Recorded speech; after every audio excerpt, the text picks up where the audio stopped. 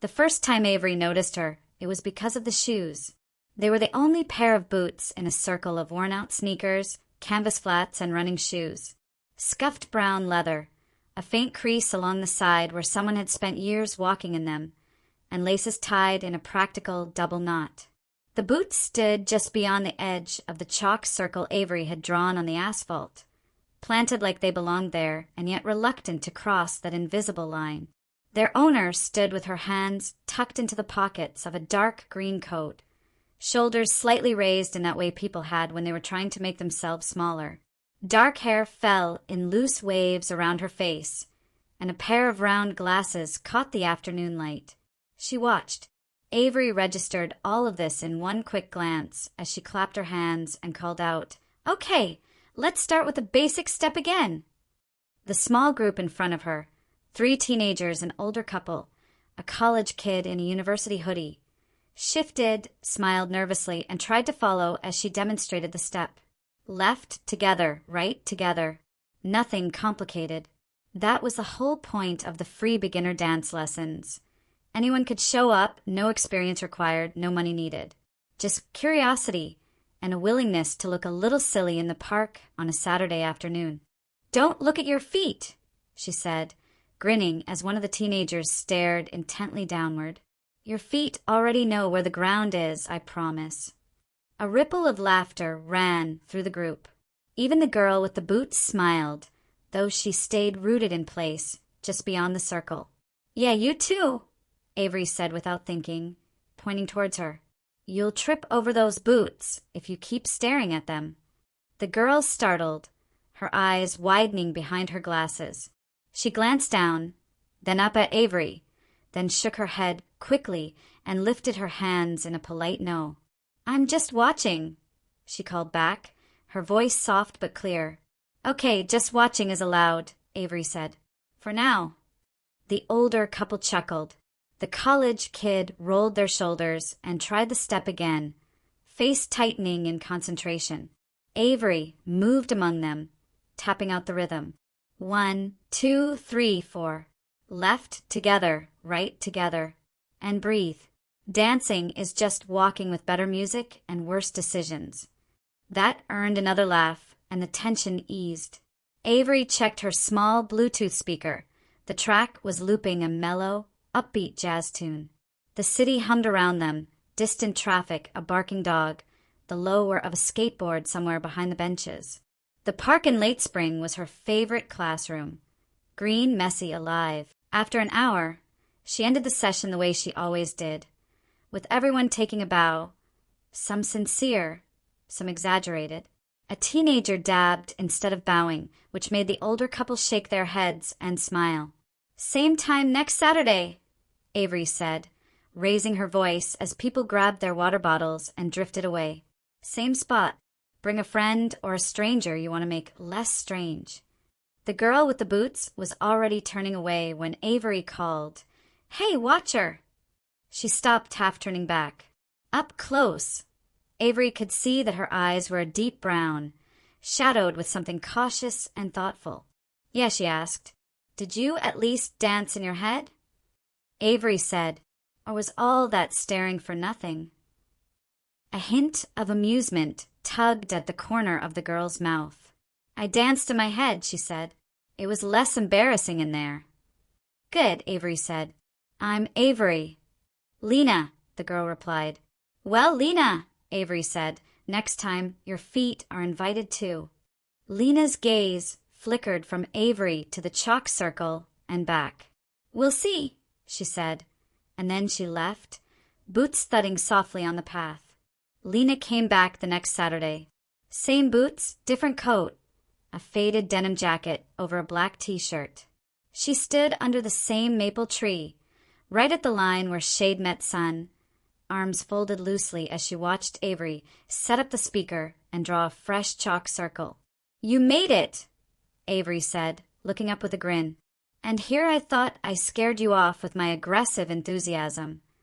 "It was a close call," Lena replied deadpan, but there was a spark in her eyes. "Today we're doing turns," Avery announced to the gathered group, which was slightly larger than last time. "Tiny baby turns." Nothing dramatic. No one's getting flung through the air. Sadly. The class groaned comically. Avery demonstrated, slow and careful, turning on the ball of her foot. As they practiced, Avery kept drifting glances towards Lena. She was as still as before, but there was something intent in the way she leaned forward a little, as if her body might accidentally follow the rhythm. Halfway through, Avery called for a water break. People scattered to take sips, wipe sweat from their foreheads, check their phones. Avery walked over to Lena, wiping chalk dust off her hands on the sides of her cargo pants. "You know," she said, "there's a legend in this park." Lena's eyebrows rose. "Is there?" Avery nodded solemnly. "If you attend 3 dance lessons in a row without ever stepping into the circle, your shoes turn to stone." Lena's eyes dropped to her boots. "That sounds impractical." "It is. Very bad for circulation." "You're on lesson 2, just saying." Lena let out a quiet laugh, the sound short and surprised, as if it had escaped before she could catch it. "I'm not ready," she said, the laughter fading into a softer tone. "I just like watching." "Watching is step 0, Avery said. "Totally valid step. What's keeping you at 0, though?" Lena shifted her weight from one foot to the other. "I have the natural coordination of a baby deer on ice," she said. "Also, the idea of falling in front of strangers is not very appealing." "Well, that's the good news," Avery said. "Because everyone falls at some point, so you just be on schedule. And trust me, no one cares. They're all too busy worrying about their own feet." Lena looked at the group, where the older couple was practicing the step in tiny, careful motions. The teenagers were giggling and messing up on purpose, and the college kid was muttering counts under their breath. "Maybe," Lena said. "I'll think about it." "Okay," Avery said, stepping back. "I'll be here." And so will step 1, waiting. Week 3 it rained. Not a gentle drizzle, but a stubborn, steady rain that turned the chalk circle into a pale smear on the asphalt and drove most park-goers under cover. Avery stood under the gazebo across from the usual spot, hands in the pockets of her sweatshirt, watching water drip off the rim of the roof. No one would come today. People liked the idea of free dance lessons, but not enough to sacrifice dryness for it. She didn't blame them. She turned off her speaker and watched a squirrel bury something frantically in the wet grass. "You're still here." Avery turned. Lena stood at the entrance of the gazebo, raincoat zipped up to her chin, hair damp and curling around her face. Her boots were speckled with mud. "Wow," Avery said. "You risked soggy socks for this? I'm honored." Lena stepped inside, shaking droplets from her sleeves. "I thought you might cancel," she said. "I did," Avery said. "Then I realized I didn't tell anyone I'd canceled, so if someone showed up and I wasn't here, I'd feel bad. So, here I am, teacher of the invisible class." Lena glanced at the empty space around them. "So it's just me," she said. "Just you," Avery said. "Congratulations. You have been upgraded from watcher to entire student body." Lena let out that accidental laugh again. "Do you teach in the rain?" "Today," Avery said, "I teach under a gazebo. I'm very adaptable." She picked up her speaker and set it on one of the benches, scrolling through her playlist until she found something quieter, a simple piano track with a slow, steady rhythm. "Okay," she said. "Since it's a private lesson, I can't let you just watch. Very bad look for my imaginary future reviews." Lena's eyes widened behind her glasses. I didn't agree to." "We'll start with walking," Avery said, stepping into the center of the gazebo. "Literally, just walking. You can do that, right?" "Most days," Lena said cautiously. "Perfect. Come here." Lena hesitated. Outside, the rain tapped steadily, a curtain between them and the rest of the world. Inside, it was just the two of them and the echo of their voices against the wooden beams. Finally, she stepped forward. She moved with the kind of stiffness Avery recognized, self-conscious, as if every motion was being graded by an invisible judge. Avery softened her stance, keeping her own posture relaxed, non-threatening. Okay, she said gently. Feet about hip-width apart, knees not locked. We're just going to shift weight from one foot to the other with the music. No fancy stuff. They did. Left, right. Left, right. Lena's shoulders were up around her ears at first, but as the seconds passed, they began to loosen. Her breaths synced with the rhythm. See, Avery said quietly, you're already dancing. This doesn't count, Lena said, but there was a small smile tugging at her lips. This is just standing. Standing with rhythm, Avery said. Very advanced concept. Okay, now try stepping a little. Just a tiny step forward on the left, then close with the right. No one's watching. Lena cast a quick glance at the empty park. The rain had kept everyone else away. Even the squirrels had disappeared. Okay, she said softly. She stepped. It was small and cautious, but it was a step. Avery mirrored her, keeping the movement simple, letting Lena's body find the pattern without flooding her with instructions. That's it, Avery said. Again. They danced in silence, the piano notes filling the space between them. The floor of the gazebo was smooth, and the faint sound of Lena's boots scuffing against the wood blended with the rain. After a while, Lena exhaled a little rush of breath that sounded almost like relief. How do people do this? She murmured, in front of other people. They forget to care, Avery said, or they decide that caring about the joy is more important than caring about how they look. She says, as if that's easy. It's not, Avery said, but it's worth practicing. They danced, if you could call it that, for almost an hour until the rain softened to a drizzle and the light dimmed. When they finally stopped, Lena's cheeks were flushed, and there was a new looseness in the way she stood. So, Avery said, leaning against a beam, how does it feel crossing step 0? Lena pushed her glasses up with one finger, considering. Terrifying, she said. Then, after a beat, and kind of good. Terrified and good, Avery said. That's the dance sweet spot. The next Saturday, the sun returned, and so did the others. The older couple brought a friend. The teenagers filmed each other for a social media challenge. The college kid arrived with a notebook full of scribbled counts. And Lena, in her boots, walked up to the edge of the chalk circle without stopping. Avery watched from the center, trying not to let her surprise show too much. Lena's expression was carefully neutral, but her hands were unclenched, hanging loosely by her sides. Welcome, Avery said, voice warm. Everyone, this is Lena. She's already passed the terrifying and good test, so she's basically a pro. A few people waved. The teenagers chorused a cheerful, Hi, Lena. Lena raised her hand in a small, awkward wave. Today, Avery said, we're going to talk about dancing with someone without stepping on their toes, physically or emotionally. Step 1, respect the bubble. She demonstrated, standing in front of an imaginary partner, leaving enough space between them to feel comfortable. Then she walked around the circle, pairing people up. When she reached Lena, she paused. Want a partner? She asked. Lena glanced around. You're the only one left, she said. Tragic, Avery said. You're stuck with me, then.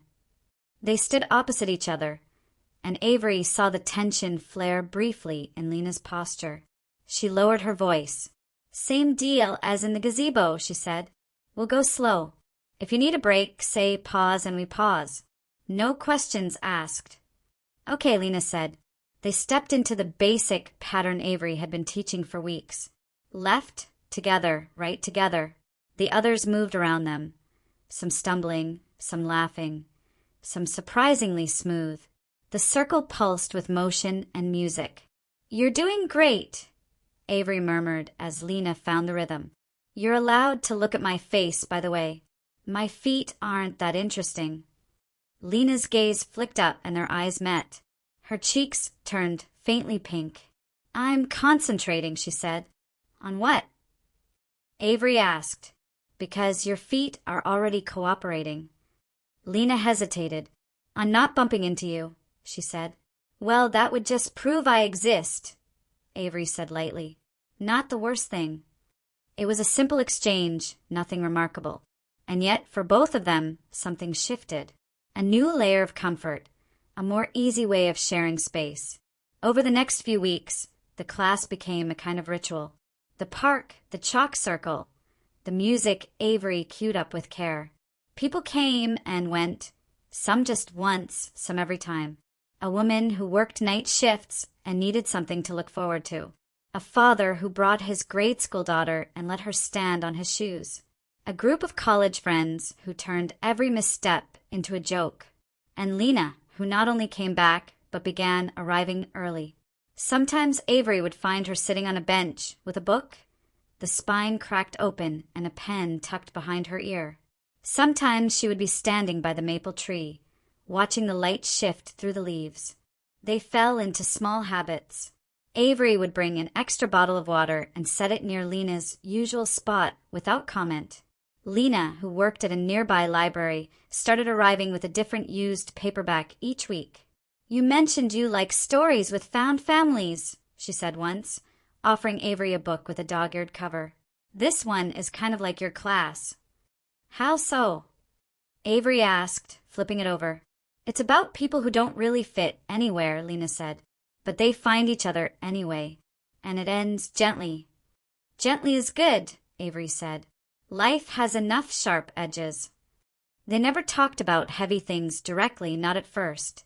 Their conversation usually stayed within the safe parameters of music, books, and the strange charm of watching people learn something new.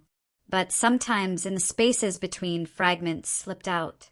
I took ballet as a kid, Lena admitted one evening as they watched the older couple improvise their own version of the step. I was not very good. My teacher told my mom I was too stiff to be expressive. That's rude, Avery said. Lena shrugged. It stuck. Do you want my professional opinion? Avery asked.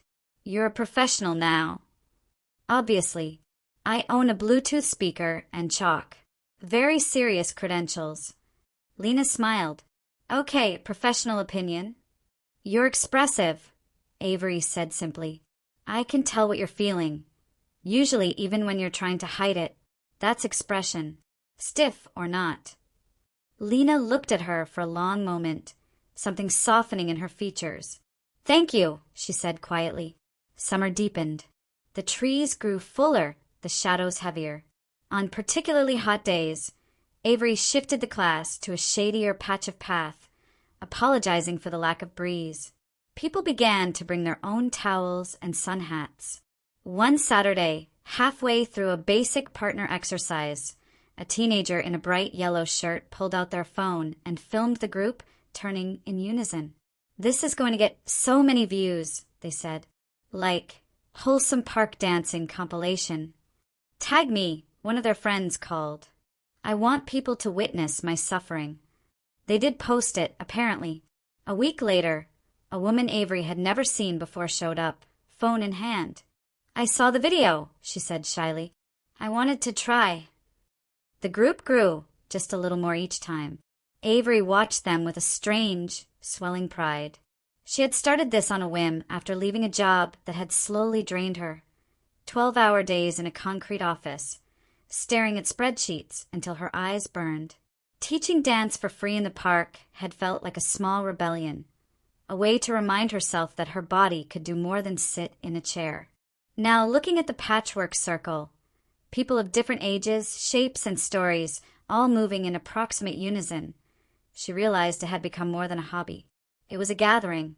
Lena, for her part, seemed to relax into the space more with each passing week. She still had moments of doubt, times when she would step back, arms folding, watching instead of joining. But she always came back in. Once, after a clumsy turn that sent her bumping into Avery with a startled "Sorry!" she stepped back quickly, face flushed. Hey, Avery said gently. Are you okay? I'm fine, Lena said too fast. I told you. Baby deer on ice. Hey, Avery said again, softer this time. You didn't break anything. Not even my toe. It's all right to take up space. Even clumsy space. Lena's eyes flicked up, searching Avery's face for a moment, as if checking for any hint of annoyance. She didn't find any. "Okay," she said and stepped forward again. On the last Saturday of August, Avery arrived at the park with a folding table she'd borrowed and a handful of printed flyers. She set the table up beside the chalk circle and taped a piece of paper to the front with crooked handwriting. "Community dance evening coming soon."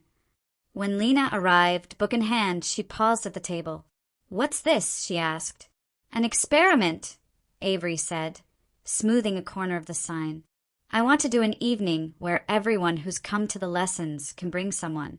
We dance at sunset. No charges, no pressure. Just one big, messy, beautiful circle." Lena picked up one of the flyers. On it, Avery had typed, "No experience needed. No partner required. Just bring yourself." "That sounds," Lena began, then stopped. "Scary," Avery suggested. "A little," Lena admitted. "Also, kind of wonderful." "Well," Avery said, nudging her shoulder lightly, "you better be there. I need at least one person who knows the steps." Lena's lips twitched. "You have plenty of those," she said. Avery shook her head. "I have plenty of people who know the steps," she said, "but I want you to be there." The sentence slipped out before she could file off its edge. Lena blinked, color rising in her cheeks. She looked down at the flyer, fingers tightening slightly on the paper. "I'll be there," she said at last. The evening of the community dance came with a sky streaked in pink and gold. Avery arrived early, setting up string lights between two trees, borrowed from a neighbor who loved any excuse to use them. She checked and double-checked her speaker, her playlist, the chalk circle. People came. The older couple brought their friend again, plus a shy granddaughter. The teenagers arrived as a small, buzzing swarm, already filming. The college kid wore a shirt that said, "I only trip on the beat." New faces filtered in slowly, some clutching the flyers like tickets. Avery greeted them all, her heart beating quicker than usual. She loved teaching. It felt natural. Hosting felt different. It felt like inviting people into something personal. She kept glancing for Lena. The sky deepened. The lights glowed warmer. The circle filled.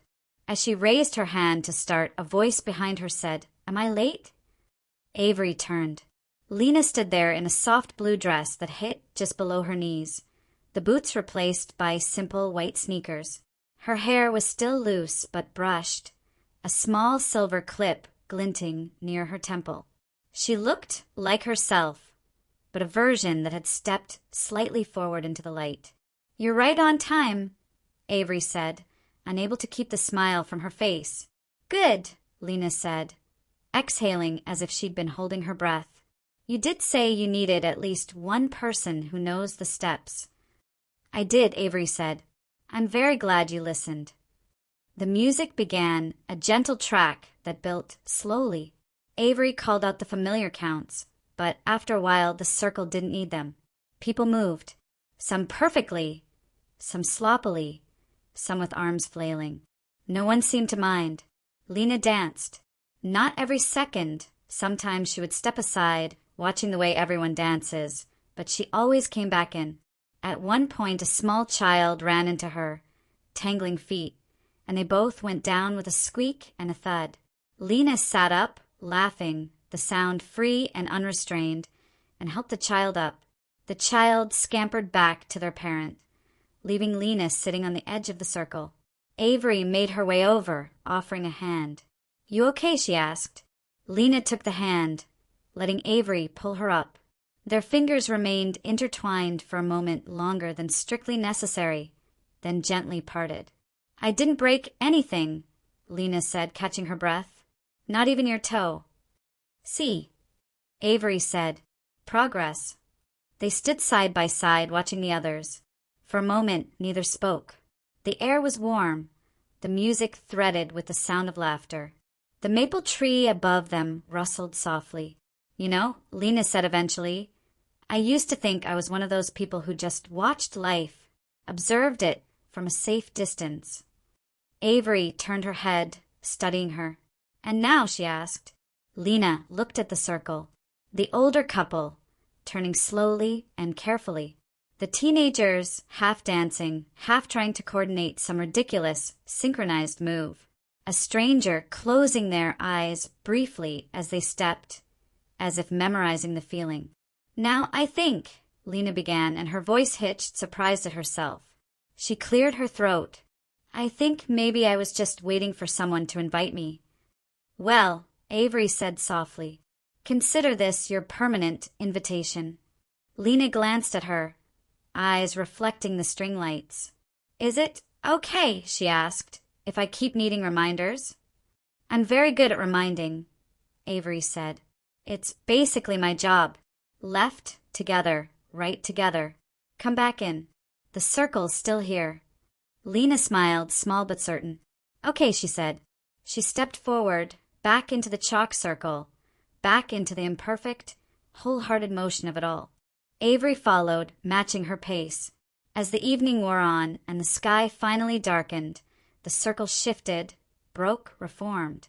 People came and went, took breaks, returned. The music changed. The world beyond the park kept going. Cars, lights, city noise. But in that patch of asphalt and chalk, something small and steady and gentle had taken root. A girl who once stood at the edge now moved at the center, sometimes stumbling, sometimes sure, always learning. The girl who had decided to offer free lessons to strangers watched her with quiet pride, recognizing in Lena's steps the same choice she herself had made. To be in the story, not just near it. When the final song faded and the string lights buzzed softly overhead, the last few dancers clapped for each other, tired and happy. Someone shouted, "Same time next week?" And a chorus of voices echoed, "Yes." People drifted away, talking, laughing, already recounting their favorite awkward moments. Avery and Lena stayed behind to unwind the lights and gather the stray paper cups and abandoned flyers. They worked in companionable silence. When they were done, the park felt wider and quieter again, the chalk circle only a faint outline. "Thank you," Lena said suddenly. "For what?" Avery asked. "For not giving up on asking," Lena said. "On inviting me to leave my scariness behind. You could have just let me stay at the edge." Avery shook her head. "You never really looked like you wanted to stay at the edge," she said. "Just like you were afraid to leave everything behind." "I still am," Lena admitted. "Me too," Avery said. "All the time. But it helps, to be afraid while moving next to someone." Lena looked at her, the corners of her eyes crinkling slightly. "Yeah," she said. "It does." They walked out of the park together, the night air cool after the warmth of the day.